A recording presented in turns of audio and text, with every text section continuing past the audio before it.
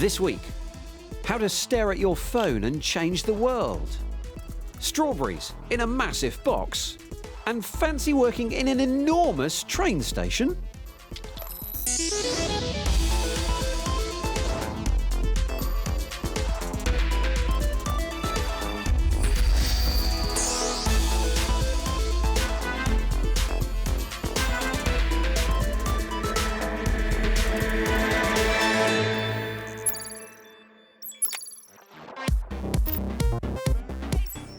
I don't know if you've noticed, but there seems to have been a lot of election talk of late.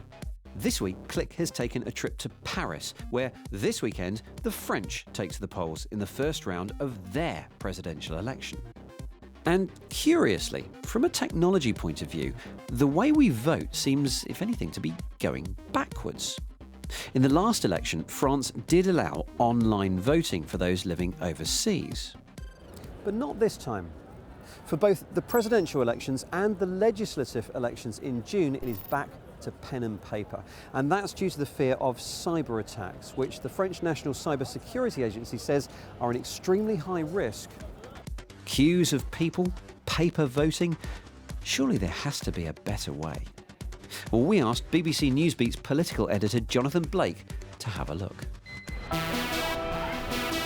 Ancient institutions and modern technology. The two do not always go together.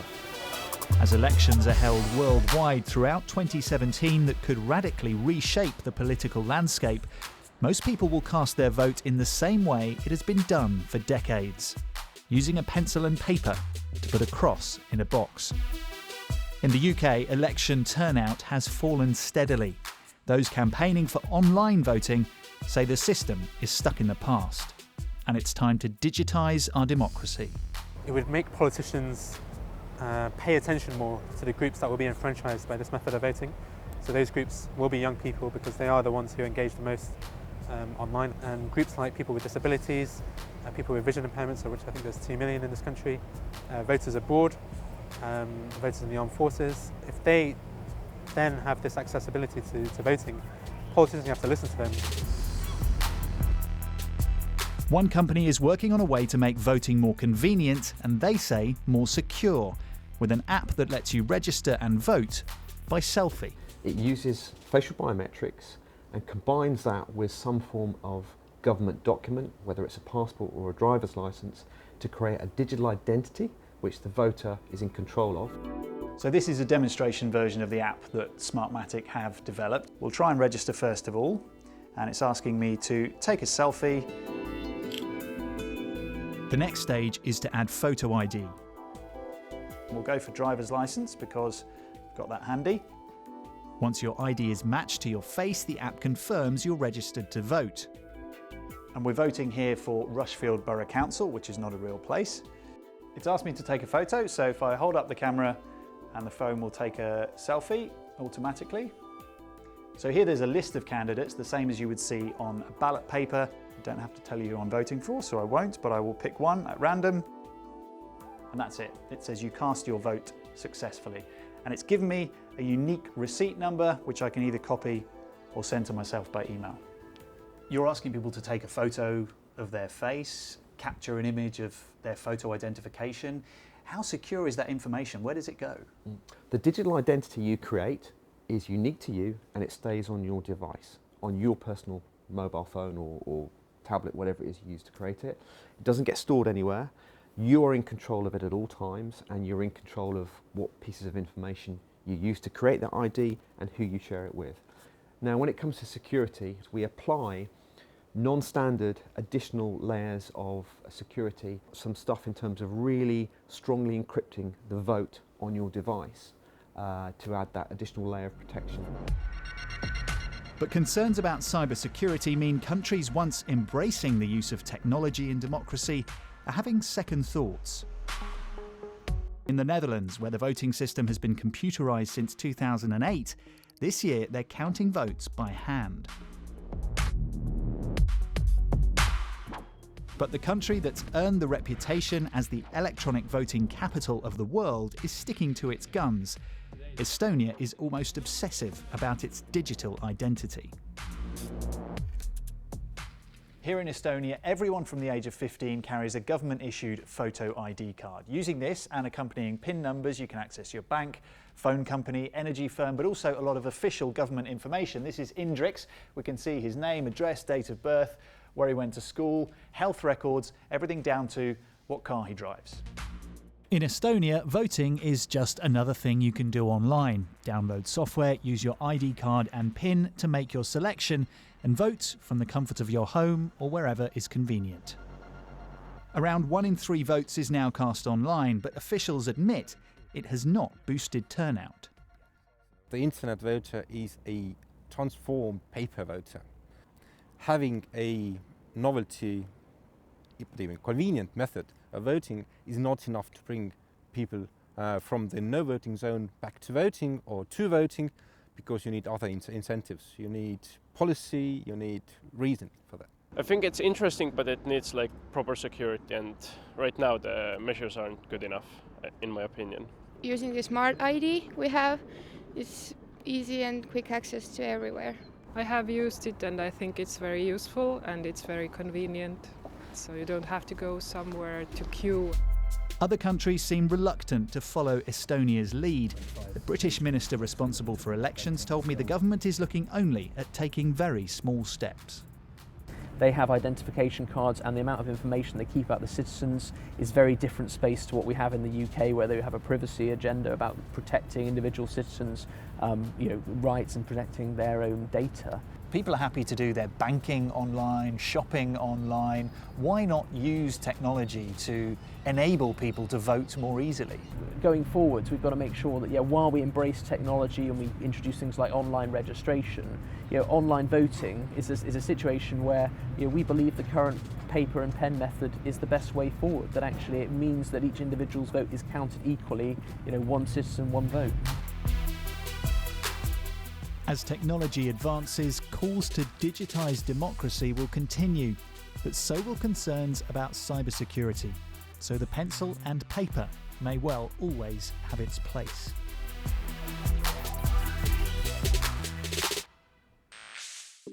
That was Jonathan Blake, and while technology may not be applied to voting at these French elections, it's certainly been causing a stir in other ways.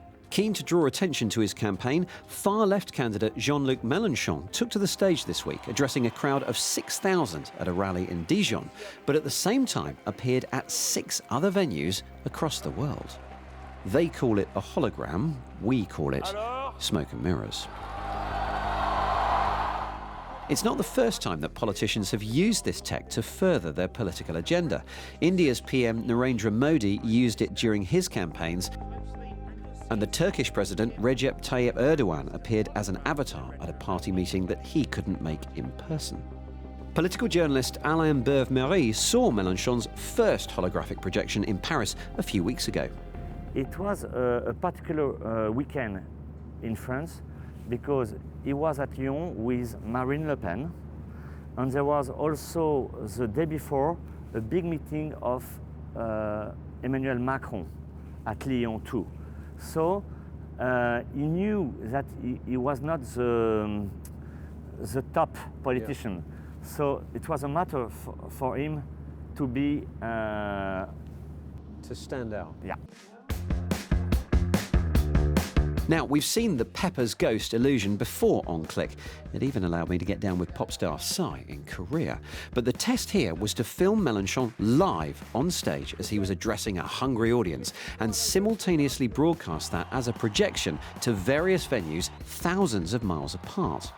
To do it, a custom rig of 17 lights was created. The trick is to arrange the film lighting, which is pretty much identical to this, on a truss, picture frame truss, very similar, an angle and lighting of the stages are all around the destinations you're broadcasting to. A camera in front of the stage filmed the wide shot, and the signal was broadcast over satellite to 5 French cities and Reunion Island off the coast of Madagascar. Do you feel that this is the way that elections will be fought in the future, with holograms and technology and showmanship? No, I don't think so.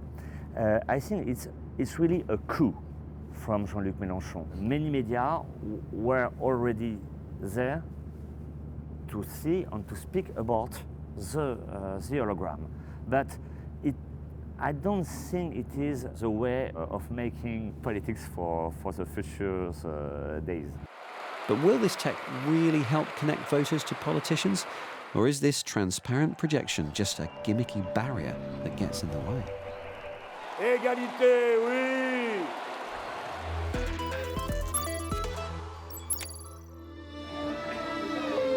Welcome, one and all, to the Church of Facebook. This is F8, the company's developer conference, which this year is being held in the city of San Jose. I'm here to check out what Mark Zuckerberg thinks we'll want in the years and even decades to come. I'll start with the stuff that's happening right away. Facebook, you'll no doubt have noticed, is locked in a battle with Snapchat. Both of them want you to use new augmented reality tools like this. You can add a second coffee mug so it looks like you're not drinking, you're not having breakfast alone. Facebook also launched Spaces, a place to interact with avatar versions of your friends in virtual reality, or when you can't meet up in real life. The company is also releasing these curious-looking cameras for capturing real-life scenes in full, high-quality 360. The innovation here is the ability for the camera to record footage that has depth. It allows what's known as 6 degrees of freedom. I can lean in and peer around, even though the camera that took this footage that I'm seeing hasn't actually moved anywhere. In the past, you were frozen in the middle of a world, as if you were seeing a painting on a ceiling. We wanted you to actually be able to lean in and actually see the depth. And here's a neat little trick. The depth perception also means you can add a kind of green screen effect without needing a green screen. Once you have that information, it's really built on the fact that you've captured the depth. You not only know the color of that flower, you know how far it is away, and you know how far the ground behind it is away. And you can just subtract the ground away and replace it with grass instead of rocks or bark. F8 is also about thinking what may be coming much further down the line. This little helicopter is another one of Facebook's attempts to bring connectivity to difficult to reach places. It's tethered to the ground, but once in the air it can beam internet to a set area below, perfect for helping people in disaster zones. They've made it in conjunction with a San Francisco-based startup. The idea is to basically build instant infrastructure. So it's an aircraft on a tether where fiber and power run up essentially the longest extension cord you've ever seen. So an earthquake or a hurricane, we would drive this out, set it up with a generator, send it up into the sky, and instantly provide internet to all of the people who need relief and who can't be reached because of the disaster. And then, just when we thought the new ideas were over, things got weird. What if you could type directly from your brain? Even something as simple as a yes-no brain click would fundamentally change our capability. It's many years off. They may never be able to do it, but this is the plan. Hardware and software that would allow you to post to Facebook without moving a muscle. So that's it for another year. And as they pack up, we're all left pondering the question, do I really want to plug Facebook into my brain? Now back to Paris. And how would you feel about renting your car to a complete stranger? Well, believe it or not, here there is an app that lets you do just that.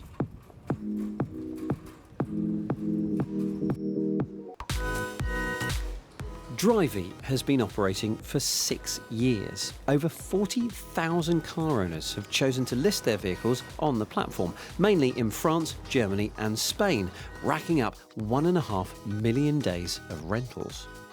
The app gives me a list of vehicles available in a designated area on my chosen dates, and I can then swipe through pictures and details of each car. Yeah, it's basically Airbnb, but for your car. Some kind of car B&B, I suppose. Right, first impressions of the Drivey office. Well, it's maximum startup. Table tennis, check. Sweet shop, check. Writing on the windows, check. But how has this company persuaded thousands of people to loan their cars to others. I don't know whether it's because I'm British, but I think it's a crazy idea to randomly hire my car out to other people. Did you not think that no one would partake of this because of the risk of damage and having your car stolen? Yeah, I definitely knew right from the start that it would sound like a crazy idea to let your car to most people. The question was, will some people agree that it's a good idea and that it's efficient? And how do I protect these people who are willing to try rather than trying to convince the majority? Do you think there is a reason why sharing services do very well here?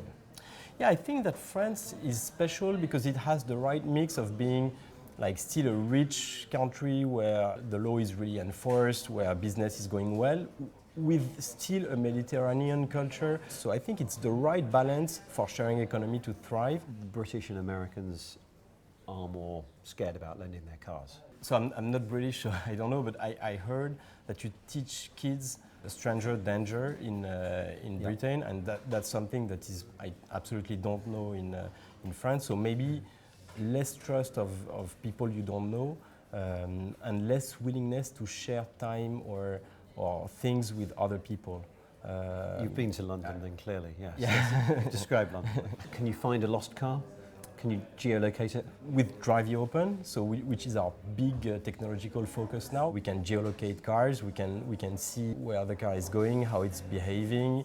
You can use the accelerometer to see if there were impacts. So you can do a lot with technology. And basically, the future that is coming, which is all about connected cars and then autonomous cars, is playing hugely in our favor because increasingly the amount of data you have on the car, the control over the way it's driven is going to increase until it's autonomous, and then who is in the car is no longer a problem except for sandwich crumbs or stuff like that. In their early stages, startups like Drivey famously use desks anywhere they can find them. And very soon, a lot of those desks could be here. In the biggest startup incubator I've ever seen. Goodness me. That's because when it opens in June, this 90-year-old Paris train station will become the world's biggest startup incubator. And director Roxanne Vaza has let us in early. So what I like is these kind of future pods up here. What are these? Yes, these are all meeting rooms, and we have them throughout the building, and they're meant to be kind of shipping containers transformed into meeting rooms. So massive glass walls on one side. Tell me that there will be marker pens inside. I hope so, and they'll write everything writing. and put Post-its all over it. You've got to write on the glass. If you're a startup, you've got to write on the glass. Station F is full of big numbers. Privately funded by an investor and telecoms entrepreneur, it cost 250 million euros. It has 34,000 square metres of floor space. It's as long as the Eiffel Tower is tall. It'll seat 3,000 entrepreneurs, and that's just in the middle section. And we haven't even got to that bit yet. So this part is the startup zone. Oh my goodness, that's just insane. And I tell you what, filling it with building dust like this makes it look awesome.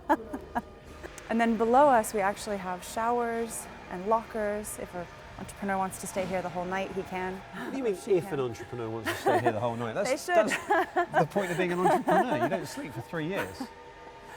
It may seem like overkill, it certainly does to me, but Roxanne is confident that France can not only compete for startup interest with the likes of the US and the UK, but in these uncertain times, it actually has an advantage. So we've actually seen the impact of Brexit, we've seen the impact of Donald Trump in the US, we've also seen, Silicon Valley prices have been skyrocketing for the past few years. So we're seeing these elements now play into where startups choose to build their companies. A lot of companies that would have previously looked at the UK, they're now looking at France, they're looking at other places in mainland Europe, and in our applications procedure we had startups that specifically referenced these as criteria when they were coming to France. France is currently second behind the UK in terms of both money raised in big data, AI and other so-called deep tech in the last 5 years, and also in the size of its professional developer workforce. So it may not need a massive leap to become number one. So everyone gets a locker? Everyone gets a locker, of course. I like this underlighting as well, that's just... Yeah, the lighting is very good. Yeah. Do you think in France there are more regulations, there's more red tape, there's more official stuff that you have to cut through? I do think that administratively it is a place where there is potentially more complexity than elsewhere. I mean, it depends on what ecosystem we're comparing it to.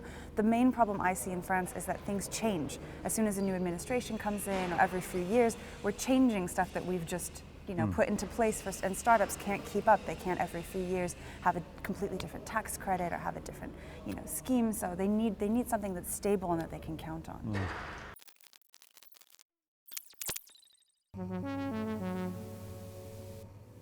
Not that red tape is always a problem here. One startup in a northern suburb of Paris has already been given permission to place 3 of its pods around the city.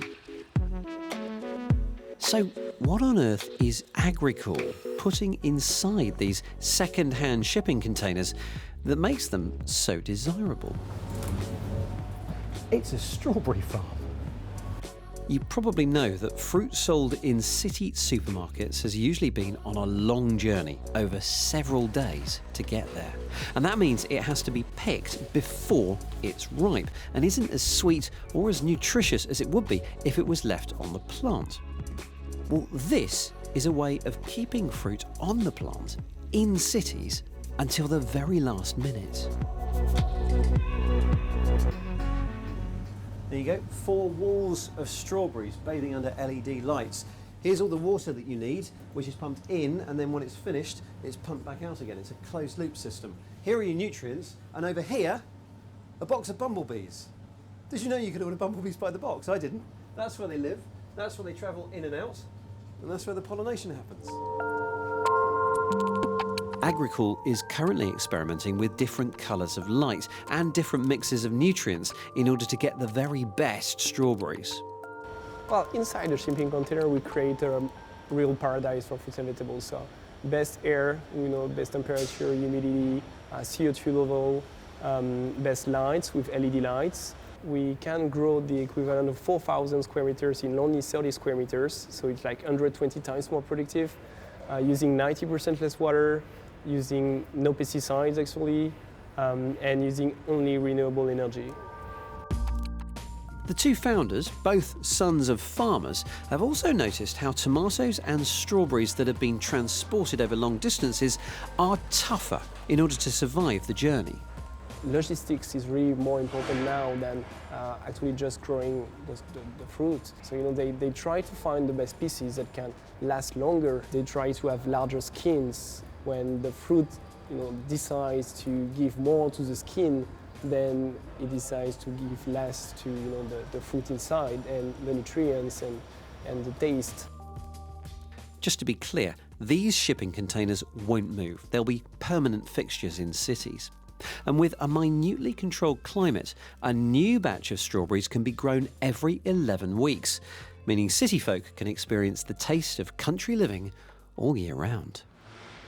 I don't want to overstate this, but if you think about the amount of agricultural land that is being swallowed up across the planet every day, this could be the future of farming.